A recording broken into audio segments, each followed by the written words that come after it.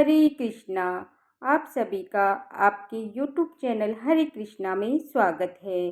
तो आइए आज आप सब सुनेंगे चौथ माता व्रत की कथा। तो प्रेम से बोलिए गणेश भगवान की जय, चौथ माता की जय। कथा के अनुसार एक गांव में एक बूढ़ी माई रहती थी और उसका एक बेटा रहता था। बूढ़ी माई बेटे के 12 महीने की चारों चौथ करती। बेटा लकड़ी लाता और दोनों माँ बेटा उनको बेचकर गुजारा करते थे। बूढ़ी माई रोजाना लकड़ी में से 2 लकड़ी रख लेती और चौथ के दिन बेटे से छुपकर बेचकर सामान लाती और 5 पुआ बनाती। एक पुआ गणेश जी को, एक चौथ माता को चढ़ाती, एक ब्राह्मण को देती और एक आप खाती, एक बेटे को खिलाती। एक चौथ के दिन बेटा अपनी पड़ोसन के घर गया। वो पुआ बना रही थी। जब उसने पूछा कि आज क्या है जो पुए बना रखे हैं, तब वो बोली, मैंने तो आज ही पुए बनाए हैं, पर तेरी माँ तो चारों चौथ को पुए बनाती है। उनसे जाकर माँ ने पूछा, माँ तू रोज पुए बनाती है, मैं इतनी मेहनत से कमाता हूँ।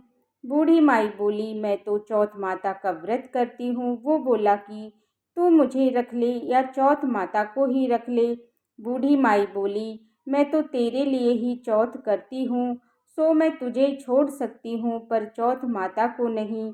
जब बेटा घर से जाने लगा तो बूढ़ी माई बोली, तू जा रहा है तो मेरे हाथ में से ये आखा ले जा, जहाँ संकट आए वहीं पर पूर देना। बेटे ने सोचा, बात तो झूठी है, पर ले चलने में क्या बुराई है। चलने लगा तो थोड़ी दूर पहुंचा तो देखा खून की नदी बह रही थी।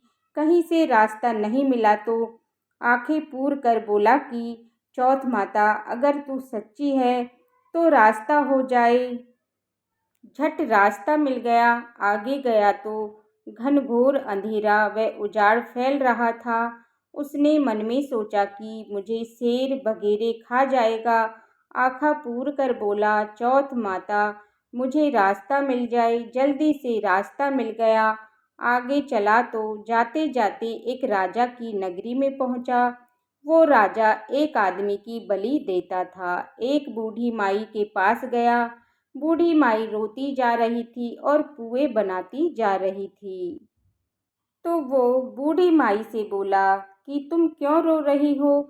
जब वो बोली कि मेरे एक ही बेटा है जिसकी कल बलि चढ़ जाएगी, उसी के लिए पुए बना रही हूँ। वह बोला, अपने बेटे के बदले पुए मुझे खिला दे, मैं राजा की बलि चढ़ने के लिए चला जाऊंगा।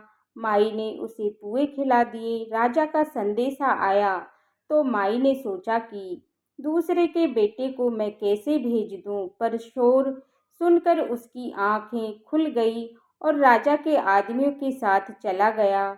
उन सब ने मिलकर उसे हाव में चुन दिया तो वो आखा पूर कर हाव में बैठ गया। 3 दिन में ही हाव पक गया। हाव के पास बच्चे खेल रहे थे। उसमें से आवाज आई। बच्चों ने राजा को जाकर कहा कि आपका हाव तो पक गया। राजा ने सोचा कि हाव तो 8 दिन में पकता था, आज 3 दिन में कैसे पक गया। जाकर देखा तो सोने चांदी के कलश हो गए। अंदर से आवाज आई, धीरे से उतारो भाई, मैं आदमी अंदर है।